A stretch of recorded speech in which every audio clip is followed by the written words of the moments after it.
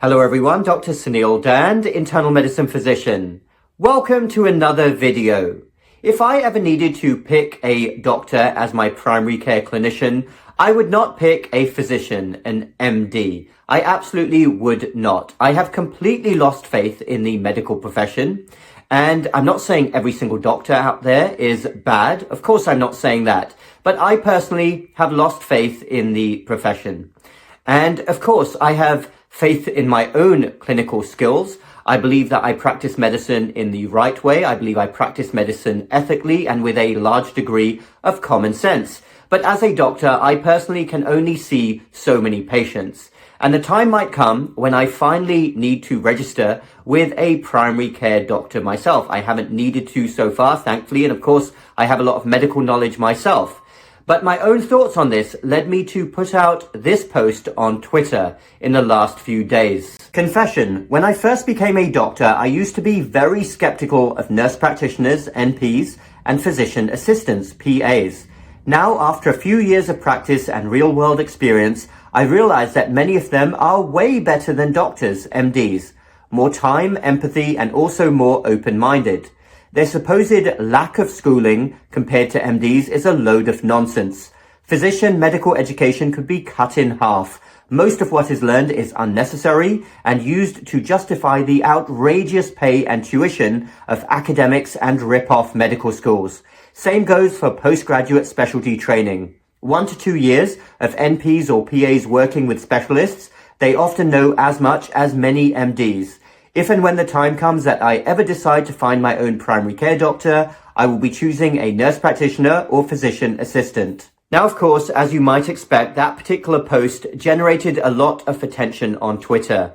My replies were overwhelmingly positive, not just from nurse practitioners and PAs, but many patients out there who told me that they have had a similar experience, how they go to nurse practitioners and physician assistants and not doctors. And they found similar issues with when they go to doctors, a total lack of time, less open-minded, etc. And they've had very good experiences with their NPs and PAs. Of course, you can never generalize, but so many people replied to that tweet. But as you might imagine, not everyone was happy. A lot of doctors were absolutely outraged. They messaged me, they replied to me, and a lot of this simply shows their own mentality. And that led me to reply with this tweet. Astonishing to see how many physicians, MDs, are triggered by this post, thereby revealing their mentality. I would suggest that any doctor who feels threatened by NPs and PAs takes a long, hard look at themselves in the mirror, because you are probably not very good. I'm not the least bit intimidated by any MD, NP, or PA, or worry about competition. Why? Because I have confidence in my own skills and knowledge base, and focus on self-improvement only. The medical profession is full of insecure souls, sadly, on a gravy train of wanting to maintain the status quo. I know a lot of you already follow me on Twitter as well, and probably saw that exchange. But the replies I got from many doctors was quite eye-opening. And I really meant what I said. Absolutely, I feel that way. Many people out there are looking for alternatives to seeing traditional physicians, MDs, who are really part of a completely failed system. Now, again, I'm not saying every single doctor is bad, but so many people feel this way and are looking for alternatives. Look no further than the current King of England, King Charles. Take a look at this. This was published in the Times, a top UK publication within the last few days. Revealed: the homeopath in charge of King Charles's health.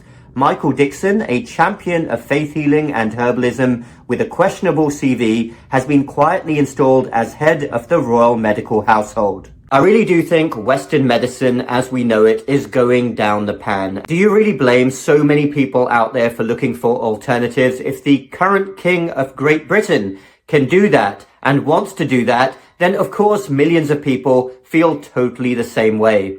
And of course, many in the mainstream were outraged by what King Charles has done. And there were a series of articles criticizing this decision from the establishment. I know that seems weird because the royal family are also considered the establishment, but the mainstream media and the medical establishment was not happy with that decision.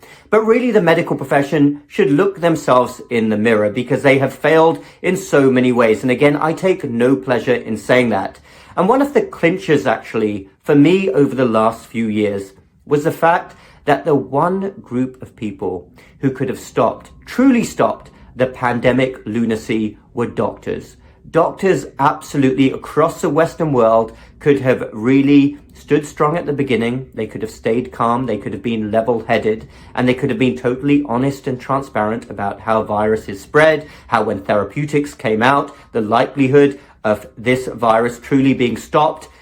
They could have told people so much more with a calm head. One group of people who could have stopped the ridiculous pandemic response completely failed. So really, do the medical profession even deserve full respect in so many ways? And I don't want to be overly critical here. I know a lot of doctors, myself included, we've been working at the front lines the whole time if we're talking about the pandemic, but in so many other leadership ways, complete and utter failure on behalf of the medical profession. I want you all to remember that. They were the one group of people who could have really stopped a lot of the madness that you saw. They could have gone and they could have been totally honest and transparent with the government, and we could have had a completely different response, but that did not happen. So that is one reason among many why I have completely lost trust in the medical profession, and why I truly say that medical professions across the Western world, Western medicine in general, which is so focused on pharmaceutical cures for products, expensive medicines, expensive tests, expensive procedures, generating as much profit as possible in many countries, including the United States, that mode of medicine is really something which is going to see a lot of skepticism very soon. Millions of people can already see it. Western medicine is in big, big trouble. The traditional model of medical education and how physicians practice.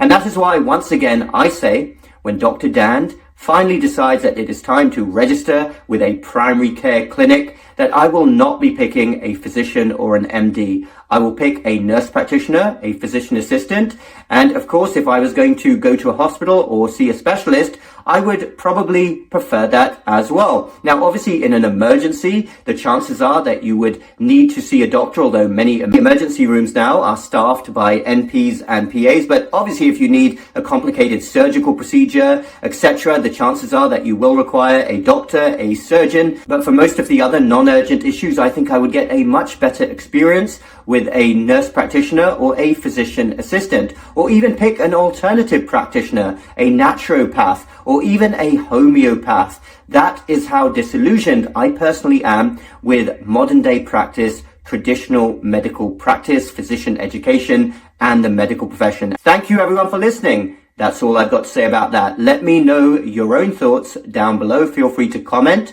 Check out my academy and my free newsletter. Those links are down below. If you haven't signed up already for my free newsletter, please do so. Hit the like button if you like this video and the bell button for more similar videos in the future. Stay strong everyone, and we will speak again very soon.